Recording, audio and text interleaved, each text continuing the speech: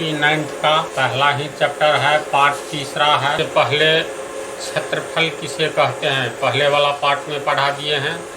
आयतन किसे कहते हैं इसकी भी जानकारी हो गई है। घनत्व किसे कहते हैं इसकी भी जानकारी हो गई है।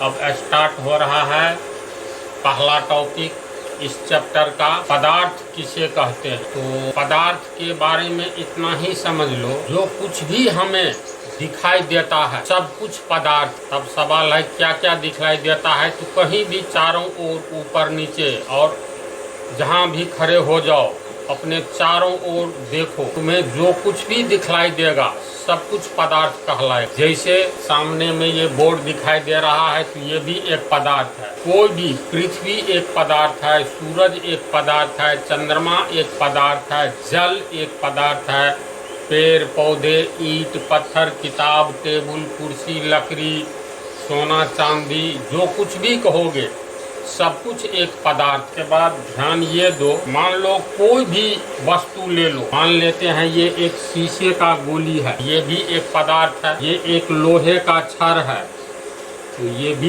एक पदार्थ है। इसी तालाब में पानी है, यह भी एक पदार्थ है। वायुमंडल में हवा है, यह भी एक पदार्थ है। एक चीज ध्यान से सोचो, दुनिया में कोई भी ऐसा पदार्थ यानी वस्तु है जिसको हम तराजू पर वजन करें तो कुछ न कुछ द्रव्यमान तो होगा ही। अगर मान लो बालू का एक कण लेते हैं, ये बालू का एक कण समझो, ये भी पदार्थ, इसका कुछ न कुछ द्रव्यमान होगा। पहले हम पदार्थ की परिभाषा लिख देते हैं, समझा, तब वर्णन करने में आसानी। ध्यान दो पदार्थ के बारे में। पदार्थ किसे कहें, पदार्थ उसे कहते हैं जिसका कुछ द्रव्यमान होता है, मास होता है। तो द्रव्यमान क्या चीज है ये तो बतलाए हैं। जैसे अगर पूछेंगे इस मार्कर का द्रव्यमान क्या, का आंसर क्या होगा। मार्कर को तू तराजू के एक पलड़े पर दे दो और एक और कुछ चढ़ाओ, लोहे का ये होता है ना, 1 ग्राम से लेकर के 2 ग्राम 3 ग्राम 4 ग्राम, मान लो 10 ग्राम हम लोग तराजू के एक ओर दिए और ये मार्कर को रखे, तराजू का तुला डंटी जो होता है ना ये बराबर हो गया। इसका मतलब ये कितना इसका द्रव्यमान हुआ, 10 ग्राम। कहीं पर तू दुकान में चीनी खरीदो 250 ग्राम, 250 ग्राम चीनी जो देगा तुमको, तो पूछा जाएगा चीनी का द्रव्यमान कितना है, तो इसका आंसर होगा 250 ग्राम। तो कहेंगे 250 ग्राम चीनी का मास है, द्रव्यमान है ना, पहले भी बतला दिए हैं। तो दुनिया में ऐसा क्या है जिसका द्रव्यमान नहीं होता है, पहले ये लो दिमाग। हवा होता है, कैसे समझोगे जो हवा में द्रव्यमान होता है, एक खाली, हाँ एक नहीं होता है। तो ये साइकिल होती है ना, उसका ट्यूब निकाल लो और सब हवा निकाल दो, इसका वजन कर लो। मान लो ट्यूब का वजन हो गया तुमको 500 ग्राम, इसमें फिर ट्यूब में हवा भर देने के बाद पुनः इसका वजन करोगे तो मान लो ये हो गया 750 ग्राम। तो इसका अर्थ है जब हम ट्यूब का वजन किए थे तो 500 ग्राम उसका द्रव्यमान आया, खाली ट्यूब, और इसमें पंप के द्वारा जब हवा भर दिए इसका 750 ग्राम द्रव्यमान हो गया।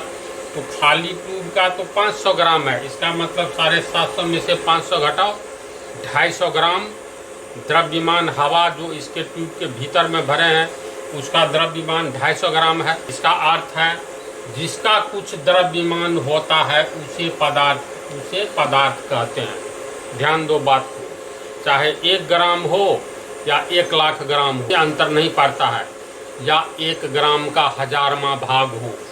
अगर मान लो ये एक तो गेहूं का दाना लो, गेहूं का दाना लेंगे तो क्या इसे पदार्थ कहेंगे, तो तुरंत दिमाग में लाओ, इसका अगर द्रव्यमान कुछ होगा तो ये पदार्थ कहलाएगा। तो एक गेहूं के दाना का भी कुछ न कुछ तो द्रव्यमान होगा ना जी, चाहे 1 ग्राम का 10वां भाग हो, 1/10 ग्राम या 1/2 ग्राम, कुछ न कुछ तो होगा। फिर तू उस गेहूं के दाने को पीस दो तो ये कणों में बदल जाएगा, जिसकी गिनती नहीं कर सकते हो। मान लो इसको हम पीस दिए, आटा बनाए, तो ये हजारों कण में बदल जाएगा। समझ रहे हैं बात को, थोड़ा ध्यान से समझो। ये मान लो इस 1000 कण में बदला, एक गेहूं के दाने का द्रव्यमान 1/2 ग्राम एक एक नियम से निकालोगे तो 1000 कण में निकला। इसको पीस दिए तो 1000 कण हो गया। इसका मतलब 1000 कणों का समूह एक गेहूं का दाना है, तो 1000 कण या एक दाना को गेहूं का, जिसका द्रव्यमान अगर 1/2 ग्राम है एक गेहूं के दाने का, इसको हम महीन कणों में बदल दिए तो 1000 कण में बदल गया। तो इसका अर्थ हुआ 1000 कण का द्रव्यमान हो गया 1/2 ग्राम। इसीलिए एक कण का द्रव्यमान कुछ न कुछ तो निकलेगा। गेहूं का दाना ये भी तुमको पदार्थ हुआ, इसका कण भी पदार्थ हुआ, वायु भी पदार्थ हुआ, क्योंकि जिसका कुछ द्रव्यमान मास होता है उसे पदार्थ कहते हैं। पहला पॉइंट, ऐसा कौन चीज है दुनिया में जिसका द्रव्यमान नहीं होता है? अब दिमाग में लो तो सब कुछ का कुछ न कुछ द्रव्यमान होता है ना। तो जिसका कुछ द्रव्यमान होता है उसे पदार्थ कहते हैं। दूसरा पॉइंट, जो स्थान घेरता है उसे पदार्थ कहते हैं। दुनिया में क्या ऐसा वस्तु है, कौन सा ऐसा वस्तु है जो स्थान नहीं घेरता है? बोलो तो स्थान नहीं घेरेगा वह पदार्थ नहीं होगा। तब दिमाग में लो, ये मारकर कुछ स्थान घेर रहा है। अपने आयतन के बराबर कोई भी वस्तु अपने आयतन के बराबर स्थान घेरता है ऐसी बात। इस मार्कर को अगर मान लो किसी डब्बा में रखोगे तो डब्बा का आयतन, भीतरी भाग, भीतर का जगह फिक्स होगा। तो एक डब्बा में 10 मार्कर आ रहा है, इसका मतलब 11 मार्कर नहीं आएगा। बात को समझ रहे हो? जैसे इसमें इसकी माप है 1 लीटर, 1 लीटर इसमें दूध है ऊपर तक भरा हुआ, तो क्या दूध पदार्थ कहलाएगा? कहलाएगा। क्यों कहलाएगा? इस 1 लीटर का कुछ न कुछ द्रव्यमान होगा। मान लो 800 ग्राम की 900 ग्राम की 1000 ग्राम यानी 1 किलोग्राम, कुछ न कुछ तो होगा। पहली बात। दूसरी बात, जो स्थान घेरता है, ये इसमें 1 लीटर दूध है, ये कितना स्थान घेर रहा है? तो लीटर है क्या वास्तव में? आयतन की माप है ना। हम लोग आयतन को मापते हैं, वैसे तुमको हम बतलाएंगे। फिजिक्स का भी पहला चैप्टर चल रहा है, 1 लीटर किसे कहते हैं, ठीक है। 1 लीटर के बदला इसमें ये भरा हुआ है, इसका मतलब ये दूध कितना स्थान घेर रहा है? 1 लीटर। 1 लीटर होता है 1000 घन सेंटीमीटर, समझा ना। 1000 cm3 यानी 1000 घन सेंटीमीटर जगह घेर रहा है। अगर इसमें हम कुछ और दूध दे तो इस बर्तन में दूध नहीं आ पाएगा, नहीं ना आएगा। इसका अर्थ है इस बर्तन में आने वाला 1 लीटर आयतन 1 लीटर जगह घेर रहा है या 1 लीटर स्थान घेर रहा है। इसका अर्थ हुआ जो स्थान घेरता है उसे पदार्थ कहते हैं। ये वायुमंडल जो है, पृथ्वी के चारों ओर वायुमंडल जगह घेरे हुआ है ना जी, तो वायुमंडल भी पृथ्वी के चारों ओर फैला हुआ है, तो जगह घेरे हुआ है, स्थान घेरे हुआ है। क्या हम लोग पदार्थ हैं? मनुष्य पदार्थ हैं। क्यों? क्योंकि मान लो तू बच्चा हो तो तुम्हारा भी द्रव्यमान होगा, वजन करोगे तो कम से कम 30-35 किलोग्राम तो होगा, तो तुम्हारा द्रव्यमान है, इसलिए तुम पदार्थ हो। तुम स्थान भी घेर रहे हो, घेरो न, जहीं खड़ा होगे, चाहे सो जाओ, लेट जाओ या खड़ा रहो या कहीं पैदल चलो, तो कुछ न कुछ चारों ओर जगह घेरते हुए चल रहे हो। तो जो स्थान घेरता है उसे पदार्थ कहते हैं। जिसका कुछ द्रव्यमान होता है उसे पदार्थ कहते हैं। बात को समझ रहा है? दुनिया में जो भी स्थान घेरेगा, जिसका कुछ द्रव्यमान होगा, वह पदार्थ कहलाएगा। उदाहरण तो अनंत दिया जा सकता है। कोई भी उदाहरण लोगे, जैसे पत्थर, कुछ न कुछ द्रव्यमान होता है। अब कितना बड़ा पत्थर ले रहे हो, बड़ा पत्थर लोगे तो ज़्यादा जगह भी घेरेगा और द्रव्यमान भी ज़्यादा होगा। इसका मतलब पत्थर क्या है? पदार्थ है ना। इसमें जो कुछ भी लिखे हैं, जल भी जगह घेरता है, इसका भी द्रव्यमान होता है। इसका मतलब जल पदार्थ है। चावल, गेहूँ, कुछ भी बोलो, किसी भी सब्जी का नाम लो या पक्षी का नाम लो या किसी धातु का नाम लो, कुछ भी नाम लोगे, सबका कुछ न कुछ द्रव्यमान होता है, कुछ न कुछ स्थान घेरता है। इसीलिए जिसका कुछ द्रव्यमान हो उसे पदार्थ कहेंगे, जो स्थान घेरे उसे पदार्थ कहेंगे। तीसरा पॉइंट, जो अवरोध पैदा करता है। अवरोध का अर्थ क्या हुआ? तो खाली सड़क है, कहने का अर्थ कोई पिचिंग वाला सड़क है, उस पर साइकिल आराम से चला लोगे, बाईसाइकिल या मोटरसाइकिल या कोई भी गाड़ी। अगर किसी सड़क पर, NH पर, तो पत्थर का छोटा छोटा टुकड़ा रखा, तो चला लोगे आराम से साइकिल? नहीं चलाओगे, क्योंकि सड़क पर पत्थर का टुकड़ा ढेर सारा रखा हुआ है। ये डिस्टरबेंस, अवरोध पैदा कर रहा है। कौन कर रहा है अवरोध पैदा? पत्थर का टुकड़ा।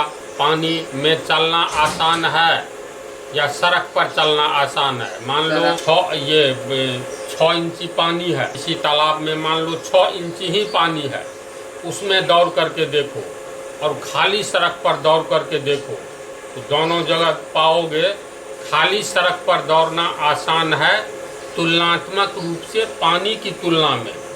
तो इसका मतलब पानी तुमको दौड़ने में डिस्टरबेंस, अवरोध पैदा कर रहा है। कोई भी पदार्थ अवरोध पैदा करता है। जैसे हवा कैसे अवरोध पैदा करता है? जैसे साइकिल से जा रहा है उसी दिशा। हवा अगर शांत है तो पर भी अवरोध, डिस्टरबेंस पैदा करता है। इसकी जानकारी कैसे होगी? तो चंद्रमा पर जाकर के साइकिल चलाओ।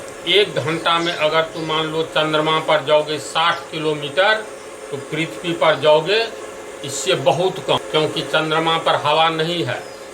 जिस समय आदमी दौड़ रहा होता है उसके चारों ओर तो हवा है। इसका मतलब हवा के कण दौड़ते हुए आदमी का विरोध कर रहा है। अगर तू दौड़ोगे तो सामने में हवा के कण को हटाओगे, हवा का कण नहीं रहेगा तो और न तेजी से दौड़ोगे। तो चंद्रमा पर हवा है ही नहीं, तो आगे में हवा नहीं है तो विरोध नहीं करेगा। कहोगे हवा कैसे विरोध करता है?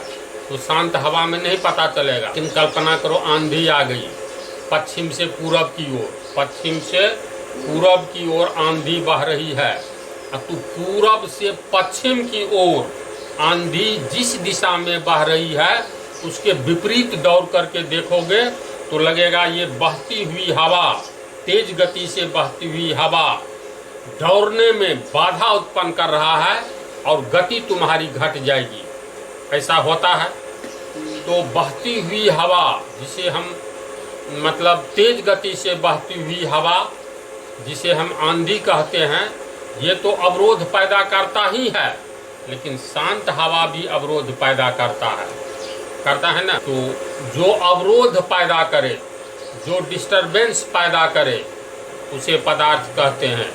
जिसका कुछ द्रव्यमान हो उसे पदार्थ कहते हैं। जो कुछ स्थान घेरे, थोड़ा या बहुत अधिक, उसे पदार्थ कहते हैं। अब बोलो तो पृथ्वी क्यों एक पदार्थ है? बोलो। क्योंकि वो स्थान घेरता है, उसका द्रव्यमान। जो स्पेस में कुछ स्थान घेरे, जो अंतरिक्ष, स्पेस का अर्थ बतला दिए थे। जो स्पेस में, सब कुछ तो स्पेस में है। हमारी पृथ्वी अंतरिक्ष में है, आकाश में है, तो पृथ्वी बहुत स्थान घेर रही है ना। कल्पना करो ये पृथ्वी है स्पेस, और अंतरिक्ष से कोई उल्का पिंड आ रहा, तो सीधे इसके आगे में अगर पृथ्वी आ गई तो ये पृथ्वी से टकराएगी। उल्का पिंड की गति में मान लो 50 टन का एक उल्का पिंड पृथ्वी की ओर आ रहा है, ये पिंड पृथ्वी से टकरा जाएगी। पृथ्वी यहाँ नहीं रहती तो ये सीधे निकल जाती। तो पृथ्वी अवरोध पैदा कर रहा है ना। पृथ्वी का भी द्रव्यमान है, आगे चल करके पढ़ोगे, समझ रहे बात को। ये वायुमंडल में या स्पेस में स्थान भी घेर रहा है, पृथ्वी अवरोध भी पैदा करता है और इसका द्रव्यमान भी है, इसलिए पृथ्वी भी एक पदार्थ है। समझ रहा है? तो कोई भी जैसे मान लो चांदी, तो 5 ग्राम का चांदी का एक टुकड़ा ले लो। मान लो ये चांदी का एक छड़ है, क्या ये पदार्थ है? तो सबसे पहले सोचो इसका द्रव्यमान कुछ न कुछ होगा ना, भले ही 1 ही ग्राम क्यों न हो, या आधा ग्राम हो या 5 ग्राम हो। तो चूंकि इस चांदी के टुकड़े का कुछ न कुछ द्रव्यमान है, पहला शर्त पूरा हो गया, इसलिए ये पदार्थ है। जब द्रव्यमान है तो इसका मतलब स्पेस में कुछ न कुछ जगह घेरेगा, चाहे जितना ही कम घेरे, इसका मतलब दूसरा भी पॉइंट इसमें सेट कर रहा है, इसलिए चांदी एक पदार्थ है। तीसरा, यहाँ पर चांदी का एक टुकड़ा है और इधर से मान लो कोई दूसरा पिंड आ रहा है, गतिशील है, किसी ने फेंका इस दिशा में, यहाँ पर चांदी का टुकड़ा है, ये इससे टकरा करके नीचे गिर जाएगा। इसका मतलब कोई आते हुए पिंड जो चांदी के टुकड़े के दिशा में आ रहा है, ये चांदी का टुकड़ा इसके लिए अवरोध पैदा करता है, इसीलिए ये एक पदार्थ का क्या अर्थ हो गया, समझा?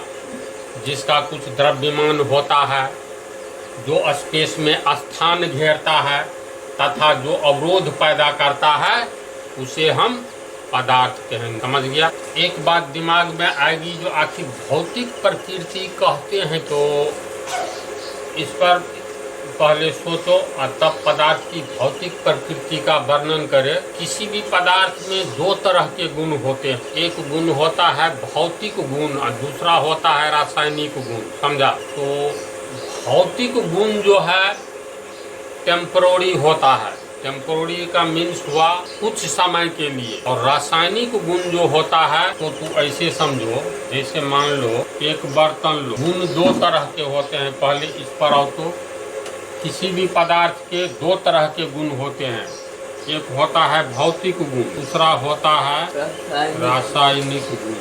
भौतिक गुण या प्रकृति का मतलब भी गुण या लक्षण, यानी भौतिक लक्षण, समझा? एक होता है रासायनिक गुण या प्रकृति। ऐसा करो, जो टॉपिक को समझाने में टाइम लगेगा उसको अगले ही पार्ट में पार्ट में इतनी ही बात को रहने